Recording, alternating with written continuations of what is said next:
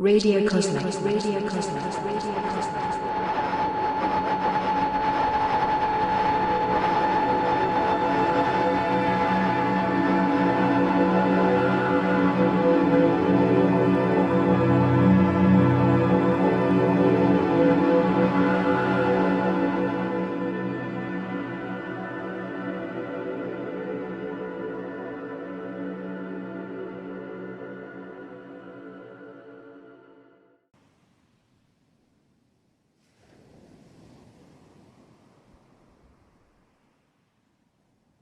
Golden light streamed through the narrow streets of the old harbour town like a glistening arrow was pointing the way back to the natural world as the light danced upon cold ocean waves. I was wandering in between a list of errands and found myself following the light in some somnambulant haze. The cold sea breeze blew in a bracing taste of brine in my mouth that felt enlivening before my body alternated to a shiver that made me consider I had time to sit down somewhere warm for the price of a cup of tea. Turning left and then right, walking past the grey square blocks of the local corporate government, continuing past the garish plastic signs of the fast food franchises. A laneway eventually appeared that held the light like a blinding torch in a canyon. It brought me towards the seafront with small squares of grass and trees revealing the hidden earth to still be alive. I wandered on past the old church converted into a museum and onto the subtle path of a remaining 19th century cottage from the time of the old empire. I thought this place would make a good speakeasy as there was nothing inviting about approaching the place with its closed red and blue curtains that showed no signs of life. The thought flashed through my mind that if I actually went and knocked 3 times on the wooden door, some salty dog would appear and look at me with steely eyes that demanded in silence to hear some obscure word uttered aloud before he would reveal Aladdin's cave. The thought was like a miniature fantasy that caused me to unconsciously pause by the gate when I noticed a marmalade tabby cat had appeared and was gingerly pushing its way through the unlocked metal gate towards the wider world.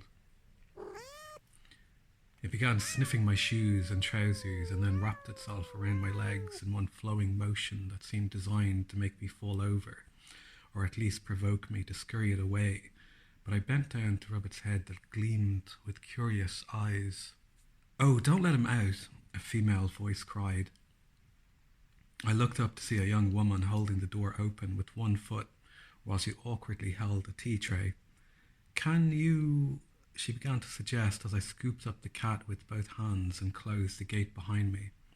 I offered the purring tabby to the woman as a prize offering, but instead she pulled the door wide open with her foot and said, "Do bring him in. He's looking for a mouse or a rat getting into our bins. But come in.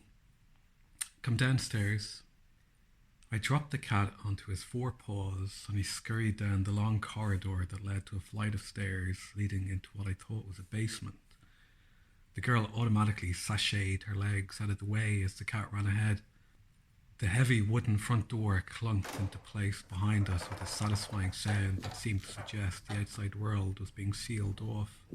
The light streamed through the old cottage like a Neolithic tomb on the summer solstice, the old building revealing itself to have been built in a time before electric illumination, with its windows designed to catch the daylight from the measured rotations of the sun. The golden light gave a natural warmth that blended with an open fireplace that formed some sense of a cozy bubble. "How did you find us?" the girl asked as I found myself standing beside a boiling kettle, a whirling coffee maker, and the clattering of cutlery that made me belatedly accept I was in an actual cafe and not someone's home. "The Kingstown Cat Cafe and Telepathic Research Centre," I joked with a casual smile as I took in the scene of the tabby cat climbing over an older gentleman in a leather armchair who was sorting a pile of paperback books that all had the name Ingo Swan on their creased spines. "Yes, where did you hear about us? Are you here for the reading group?" she inquired with all seriousness. "Oh, no, just a cup of tea would be nice. It's getting cold out there." I replied, wondering whether I was missing some strange synchronous opportunity to join a cult. I took a hot cup of pure blended lemon, ginger, and chamomile tea with the letters K, C, C, A, T, or C emblazoned on it, with a cartoon silhouette of a black cat looking at a white fish jumping out of the purple sea beneath a full silvery moon. I went for a little wander around the cafe before deciding where I could ensconce myself in the warmth. There was a large open patio that held a man and woman dressed in all black with black sunglasses, sucking on an endless chain of cigarettes. I didn't realize I was staring until they turned to meet my gaze.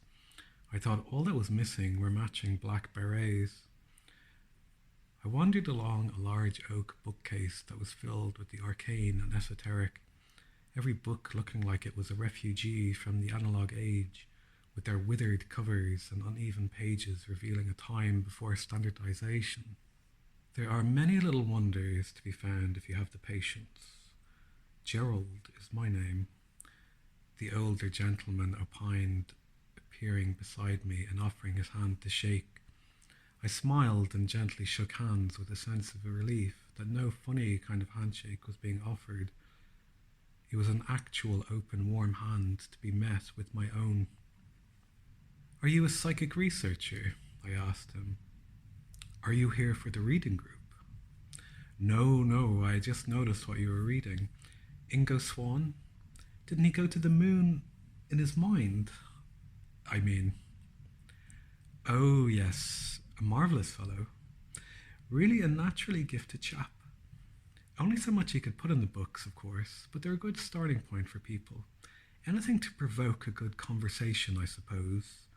I must say, the funny thing is, Bitcoin has been a bit of a gateway drug, as they say, for a lot of the younger chaps. Oh, how so? He piqued my curiosity. Well, everybody wants to be a remote viewer now, so they can sell themselves on YouTube. He laughed to himself. The right time to buy and sell, I wondered. Oh yes. It's like everybody trying to figure out the name of the winning horse. Does that mean it's already happened? Do you mean has everything already happened? Predestined, so to speak, and we're just waiting for the results to come in? No, I don't believe so. I do think we are in a fully interactive reality. That it is always possible to nudge one way or the other, depending on how we feel and what we think and what we listen to on the radio. And you teach people? I asked, wondering where it was all going. Well, young man, how would you teach a person to remote view? I looked at Gerald with his arms folded and a slight twinkle of light in his eye and a bemused smile upon his face.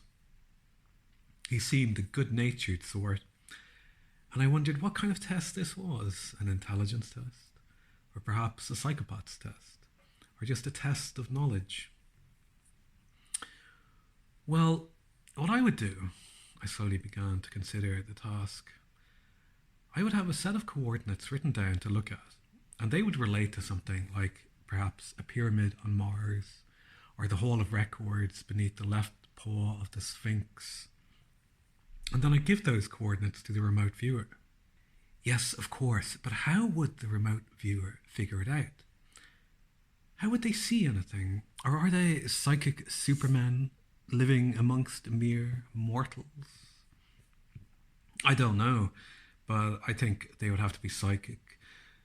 First of all, the remote viewer would tediously learn to break down all the most fundamental archetypes into simple drawings, such as land or earth, air, fire, and water. They do the same for emotions. They draw everything out on a big whiteboard with the simplest line drawings depicting the most basic things to form a map. Like a game, really, but somehow seeing through the collective unconscious, I suppose. And if you were given the coordinates for the Hall of Records beneath the left paw of the Sphinx, how would you depict that information? I don't know. I suppose a cat lying down and a round record, and then maybe a stick man with the light bulb going off above his head. Oh, very good, old chap. You humour my parlour games. But I will tell you, it is a very underutilized piece of organic technology. I would say we're in something of a psychic nuclear arms race in the age of Aquarius, don't you think? If you can forgive the rather gross metaphor, don't encourage him. If he thinks you've got the gift, he'll never leave you alone until you've figured out the lottery numbers. Another voice from behind joined the conversation. I turned to see it was the smoker dressed in all black who had come inside with his apparent girlfriend and matching costume standing beside him. I'm just curious, I replied casually. Like a cat, the girl said between black lipsticked lips. You came at the right time. My name is Carl with a C. This is Alexandria. Come and play our game, Alexandria said as she sat on the sofa by the open fire. I sat on the only leather recliner free of a cat. What are the rules of this game? I asked. That's the fun of it, Carl said. The rules are the game, or rather the discovery of them. Perhaps last summer you were sitting in the park, maybe on a Sunday afternoon when everybody comes out to buy their organic beef-free beef burger and soy latte at the market. When every single soul from suburbia comes to town to have their weekly constitutional by the seaside and spend the money that they don't have on a sunny afternoon, and you sat down in the park, probably not particularly interested in purchasing anything, but enjoying just a moment to people watch and wonder who lived here and who was just visiting, wondering who are all these people, hearing their accents and fragments of passing stories over your shoulder, and you might wonder what you have in common with them and who might have been a friend if you grew up with them, or who you could have fallen in love with if your eyes met over an ice cream cone at exactly the right moment. But if you were like us, Alexandria interrupted, you would wonder who is human. Human? I repeated her word to fill in a pause that had seemed to occupy the cafe. Yes, who is human? Carl continued his explanation of the game. And who is a robot? Who might be a time traveler? Who is an alien? And who is visiting from the inner earth? Who has hair long enough to get all the frequencies being broadcast? Who is in the cult and who is the leader of the cult? Who is filling in the background? Do you ever stop to speak to somebody who can't play the game at all? Background people? You mean like non-playable characters? Yes, it's a kind of game, Carl confirmed, looking back to Alexandria with a sly smile. She seemed amused and appeared to pretend not to be listening closely as she gazed at the fire with her hand scratching the head of the tabby cat, who looked quite satisfied. You see, Carl continued to explain the rules. This morning you were in your pod, and you could have stayed there. You could project your favourite movie from the 20th century on the wall, or perhaps just look at rolling waves like moving wallpaper, or perhaps undersea footage instead of an aquarium, or an African savanna, a South American jungle, and overlay that with some Louis Armstrong or Brian Eno, or both at the same time. Layers and layers of sound and videos, safely cocooning yourself in an all-digital cave, letting all your sensory inputs be programmed by digital media that play your central nervous system like a piano. And you, of course, believe as a sentient consumer that you are choosing the desired emotional state without any dubious frequencies or subliminals being hidden in the noise. I never aspired to be a character in a Philip K. Dick novel. I felt obliged to interrupt, for if someone had a soul, then surely they would have to point it out, lest all the worst projections of a stranger be cast upon them for their own amusement. Nor a bystander, Carl continued as he melodramatically scratched his stubbled chin. No, you did indeed venture outside and found this place, like there is a synchronicity that comes from following an invisible radio signal. Of all the moments that lead to this one, do you know what I mean? Well, you can satiate yourself in digital pleasures for only so long before feeling you are being programmed. I half agreed with them as I found myself thinking aloud to the small audience who appeared to want to hear my thoughts.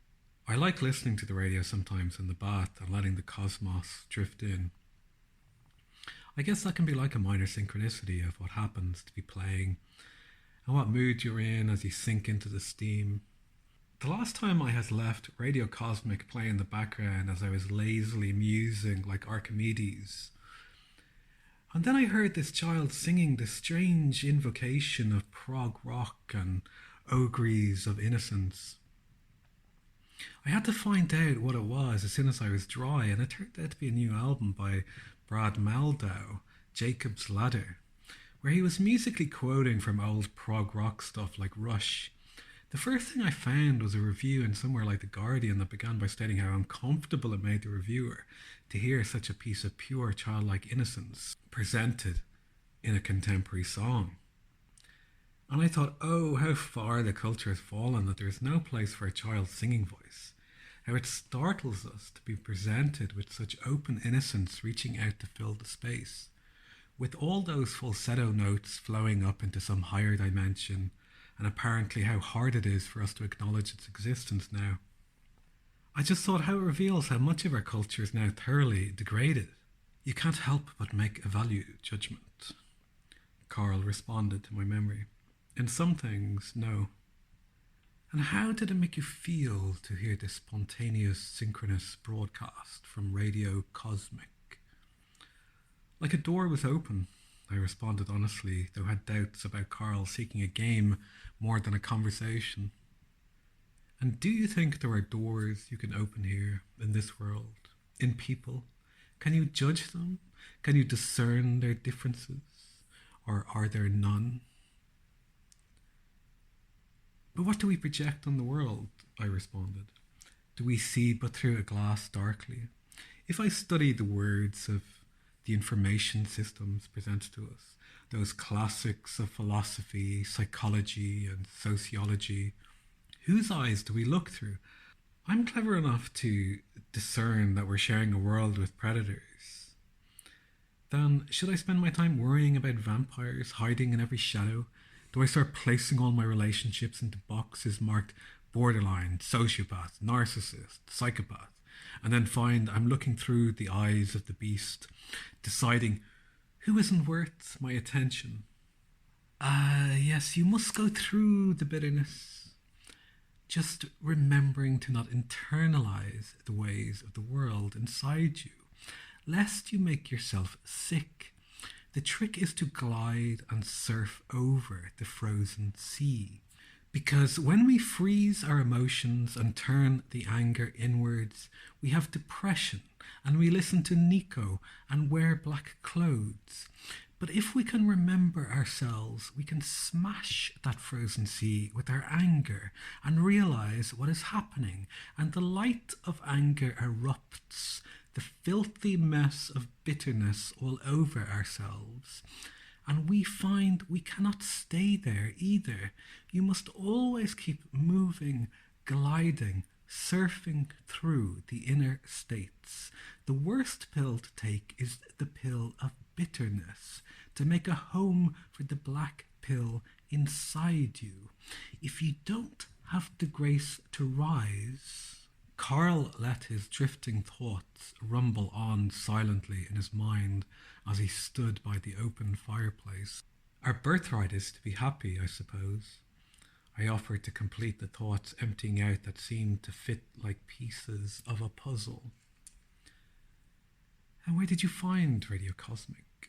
Alexandria asked. Somewhere between longwave and shortwave, I said with a smile. We live in strange times, and I guess it would be nice to know we're talking to other human beings. That's the pleasure of the game. There are many ways to take it, many opportunities. Carl began a new thought project.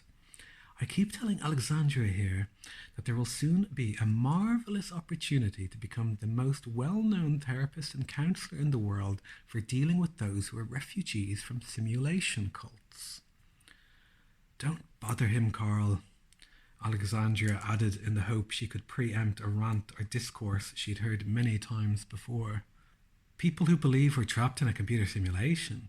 And what do they do? Jump off buildings trying to fly or get to the next level? I asked.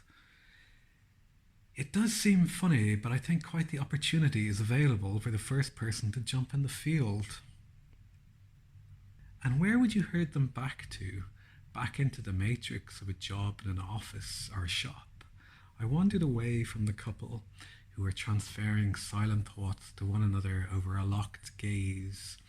I could hear a repeating crackle thump endlessly looping that drew my attention to a record player in a cubbyhole of the cafe.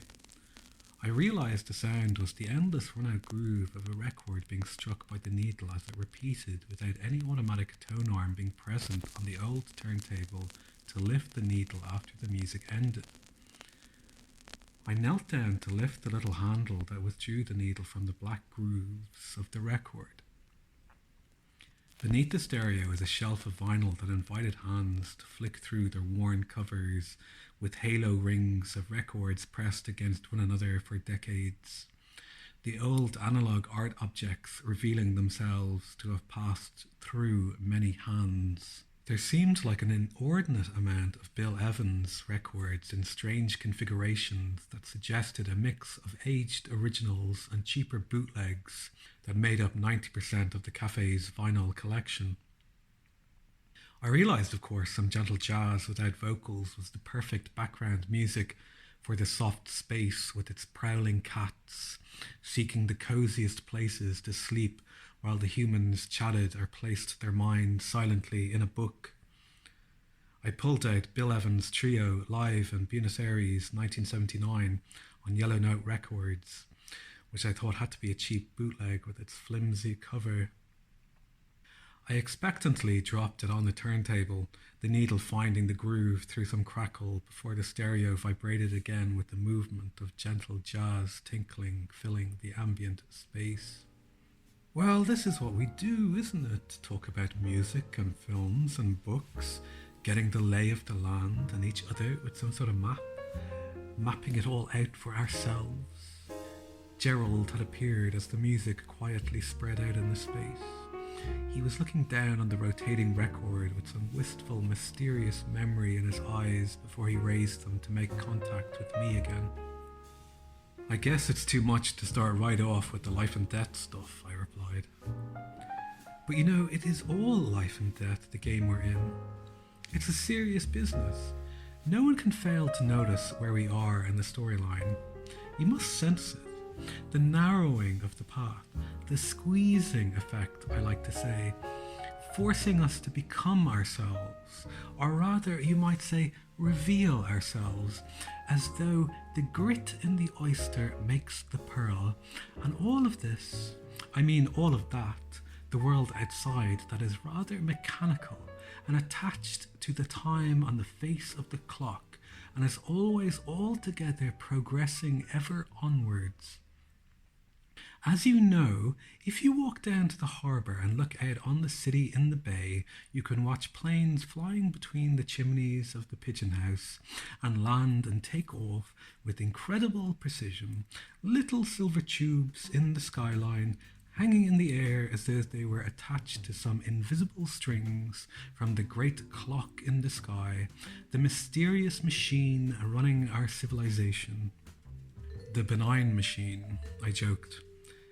Yes, quite like the title of a 1950s short story by Philip K. Dick or Ursula Le Guin. Doesn't it seem like we gave up on entertainment years ago? I began wondering aloud. It's like conspiracy has replaced all those cult TV shows, the ones that dropped all the hints like an advertisement for a crooked utopia. And now people can't help but consume conspiracy as entertainment. Gerald finished my thought. I see what you mean. You're wondering perhaps if they're all just different diversions, more games to play like Carl's, or maybe even mine. I do believe one is reaching towards an objective reality, a truth, if you will. There is either a hole of records beneath the left paw of the Sphinx, or there isn't. But it isn't made manifest until one actually goes to look, I interjected to make a point that was only confusing to myself as part of some inner game I was pretending not to play with myself. Oh yes, a holographic universe with holographic information available in little fractal slices. I must confess that if anybody has a practical idea to deal with their postmodern predicament, then it would be Alexandria with her concept of a counselling service for those bewildered to find themselves in a simulation, who believe themselves to have awoken in a simulation. I clarified the point. Oh yes, indeed. Certainly you could say we still haven't grasped what dear old Young was trying to tell us, let alone the consequences of the French Revolution. But don't you think, I interrupted Gerald again, that people are pretty much the same? I mean, they haven't changed. That's why parables and the stories in the Bible still ring true, because people find themselves in the same predicaments, and people have the same desires and petty jealousies, and what epoch it is, whether liberal or totalitarian, are just a skin of paint. I think the only difference with the world now is that there's a layer of information that has been artificially placed on top of everything that exists in the real world, like a GPS coordinate or a QR code. That we have two realities now existing simultaneously. One where food grows beneath the sun and we can take in a lungful of salty air beside the sea, and another that is all abstract information, everything recorded and logged in endless detail. And wouldn't humanity be so much better off if it was only more like the information itself and less like the creature born out of the organic earth? But you see it. Gerald was suddenly excited by my sarcasm. You see it, old boy. So that means others can see it. You've remembered, so others must have remembered and realised, and maybe the game is to find them, or just to be broadcasting that frequency, like listening to your favourite radio station. I think it's Radio Cosmik. I was half listening and half musing on the echoes of my own memory, of lying in the bath and music streaming in and being bounced off the four white walls with the natural reverb of the bathroom tiles sealing in the feeling of the music, and somehow that golden moment had brought me here. Yes, to tune the inner world to the outer world is a great task, as the great river, the source of all sources, the creator of all creation, is flowing through, and all it asks is that we know ourselves enough to let go and flow through. That is the golden path to the golden destination. Those things and people we think about, that which thought and emotion bring into existence with action, well, when you're in my line of work, you can't help but feel that we, the human being, is a magical creature in his natural habitat. And lest you cast the first stone and hit a robot. Carl suddenly joined the conversation. His line of work being telepathy, and if he could place a thought in your mind right now, it would be to make you consider if the cafe exists for the benefit of telepathic research, or if telepathic research exists for the benefit of the cafe, or if it's for the benefit of the cats that the cafe exists. Alexandria finished the thought. I don't want to look at the world through the eyes of the predator. Don't we pathologize our friends and family, strangers in the street, by seeing them all as mutants and barely human or barely sentient beings? Don't we start going down the same train tracks that led to the setup of camps and mass graves? I mean, does the venom of the snake weaponize our own empathy against our own people, our own family? Does it make us human to see one another as flawed beings being filtered through the processing traumas of these systems that none of us helped to create, a world we were born into? Don't we help to create them every day with all our actions and choices? Carl insisted. Don't we dehumanize one another in placing the systems of information above our organic existence?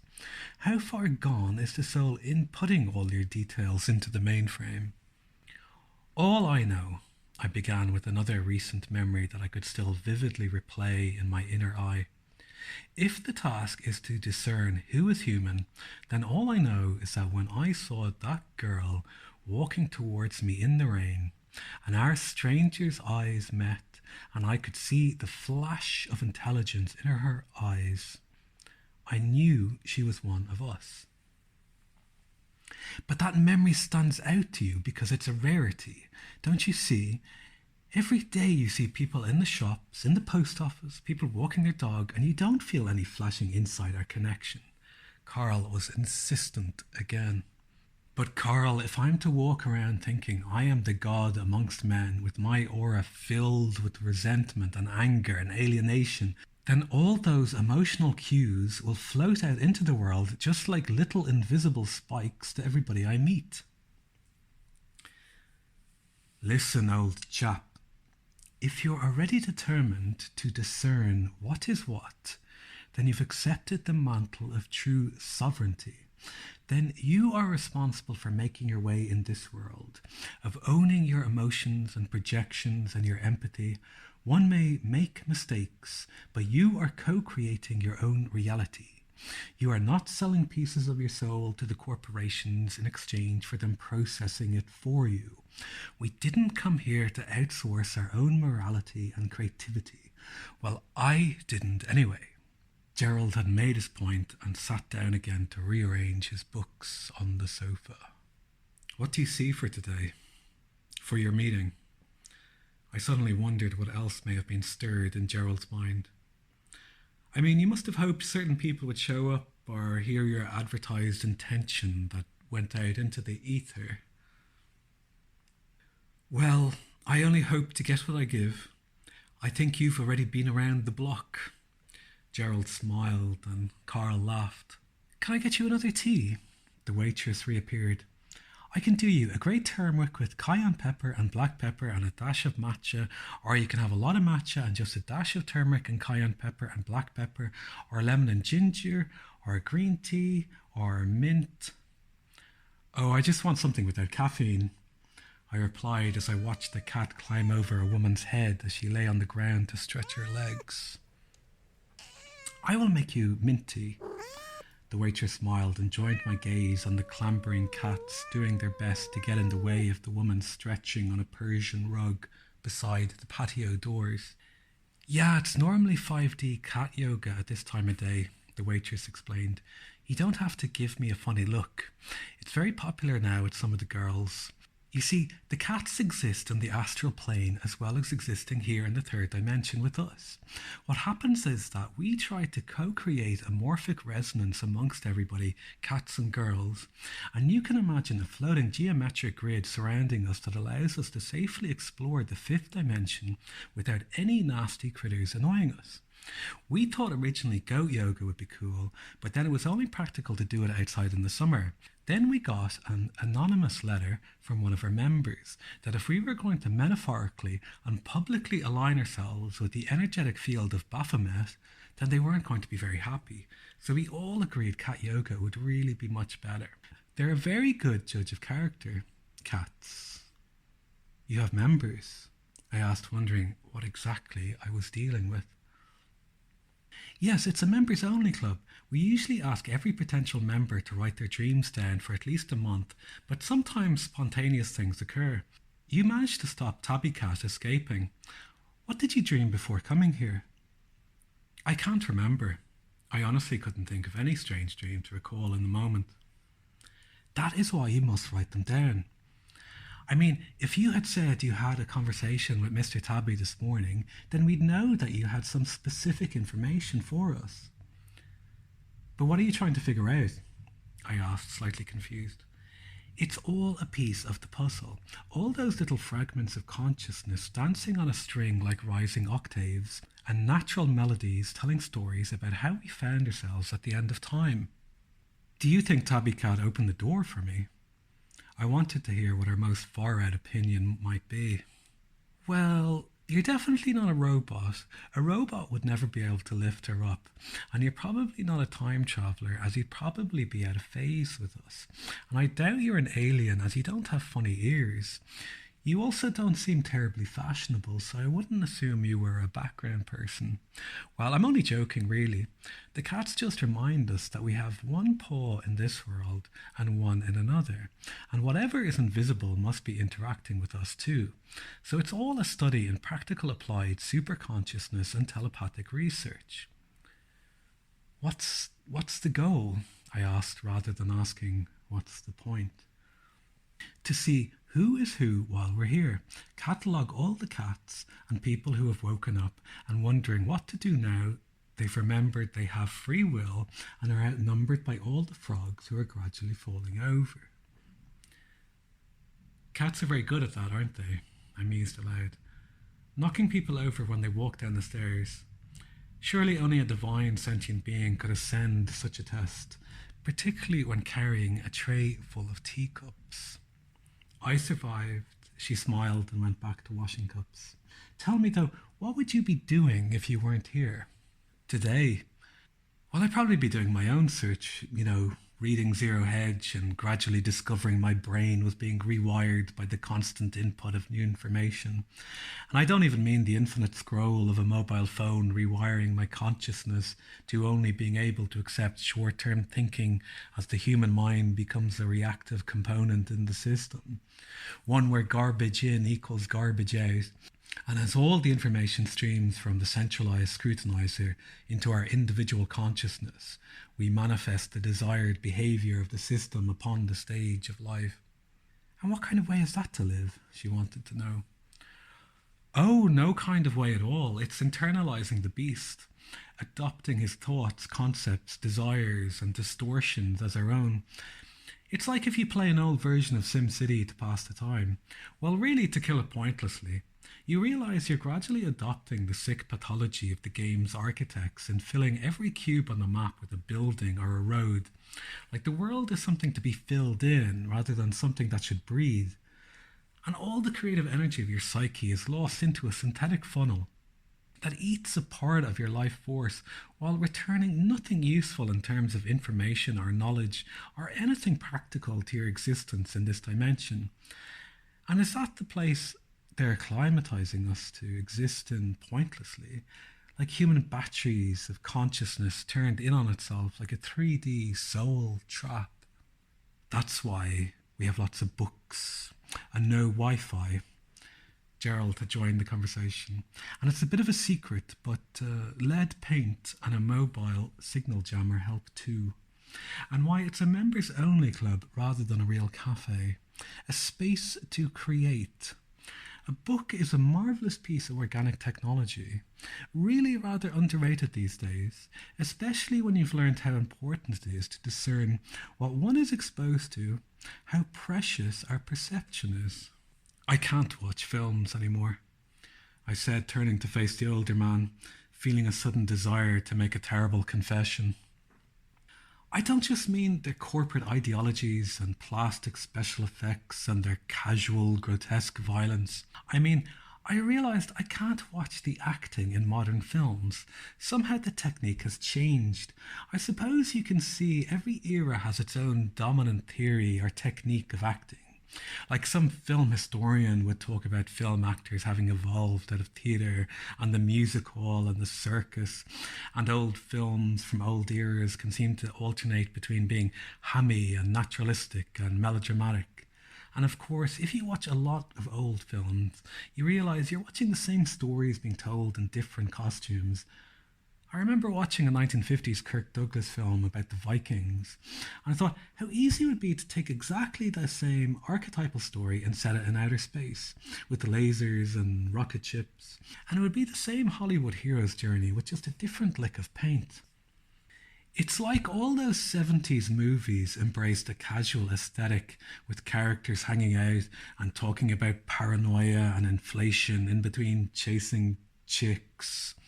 And the 80s were like movies as a cartoon of sex and violence. And the 90s were the arrival of a shiny, finely tuned corporate product. But generally people acted like people act now. I don't know. Sometime in the last 10 or 20 years, acting has changed where now it's about a kind of meticulous behavioural study of human emotion by a machine or a psychopath I mean, I don't know if they have AI algorithms writing scripts now.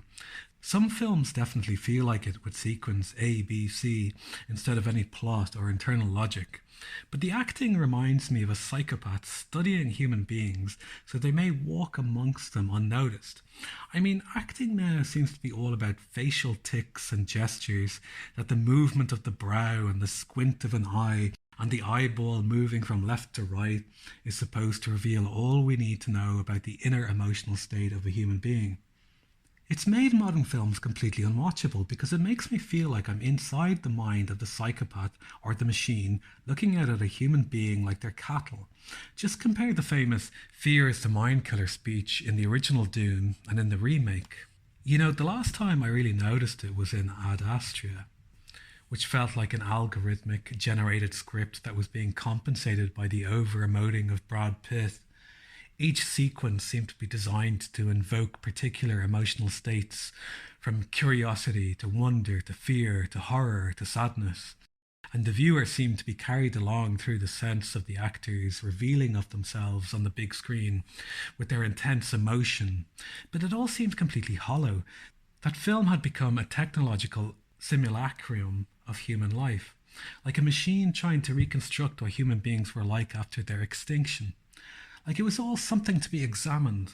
The last contemporary film I partially watched was The Phantom of the Open, about some amateur golfer. It really made me feel very queasy in its dissecting of these ordinary people living their ordinary working class lives. It was like watching a behavioural study by the ruling 0.1% psychopathic reptilians about how to mimic human emotion. The message seemed to be that if a member of the proletariat there stick their head above the parapet, then they better be entertaining, that their amusement would be tolerated until it wasn't. And then they would be cast back into obscure poverty amongst the proles, just like the talent shows have replaced the gladiators' auditorium in our more liberal age. Carl had been listening silently to my self-indulgent intellectualisms before suddenly joining in. I like to look for old movies I haven't seen. There's a lot of very interesting things hidden in plain sight. Things that nobody takes seriously because they look very creaky with all their special effects of little model UFOs and the human aliens in one-piece polyester spacesuits. You see, people look and laugh at the silliness of the theatrical presentation and completely miss the information being disclosed.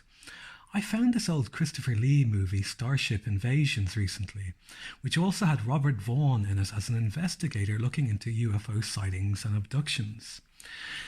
So it turns out, first of all, the aliens are under the sea and not in outer space, and they're experimenting on humanity with some kind of mind control which can get people to commit murder and suicide. It's like a cheap horror of disclosure, because when you're watching Christopher Lee standing there looking rather silly in his alien costume, you can't help but think the supreme seriousness in which he plays his part is possible, because he knows he's representing real archetypes, realities, and information in this rather cheap production. You're being told how layers of this world work, but you have to perceive the production as information and not entertainment. And perhaps the culture script ended in the year 2000, and everything is waiting on us waking up. All they have are variations on a theme, though of course depending on how old you are, you may perceive it quite differently. What is old is new again, but my time is now, Gerald said before leaving to hand out books to his meetup group who are beginning to arrive. Then you must write your own script, I said casually to Carl, not wanting to encourage anyone to rant any more on our contemporary predicament. And it must all be sunshine and rainbows, Alexandria said from deep behind black sunglasses. And cats. Everybody likes cats. Well, humans do, anyway. Did you want another tea? I found the young waitress beside me with an expectant look, but my eyes were following the scurrying shape of Tabby Cat running up the stairs. Are you leaving us? She asked after me. Temporarily, I smiled. You must write down your dreams the next time. When you wake up, you must look in the mirror straight away. She smiled back and began looking at some form that Carl and Alexandria were presenting her with. I went to see what Tabby Cat was looking at out the window beside the front door. Somebody had fallen face first on the pedestrian path and was being attended to by a grey man. I can see why you're curious. Maybe it's best not to go out. It's a strange world out there. And really, you're quite right to be careful who you let in. To be honest, I did have a strange dream. It was an image, really, of looking through an open window and seeing clouds rolling across a red sky. I felt like I was having a vision. For a moment, my mind was like an open screen receiving a broadcast, and I was just watching this rolling, psychedelic skyscape, this vista of animated clouds flowing past, and I was open to it, and I wanted to see more and fly out the window. But then I woke up, or fell asleep again, and went to lay in the bath before I had to venture out here, into the world again, and try to remember the rules of this strange game.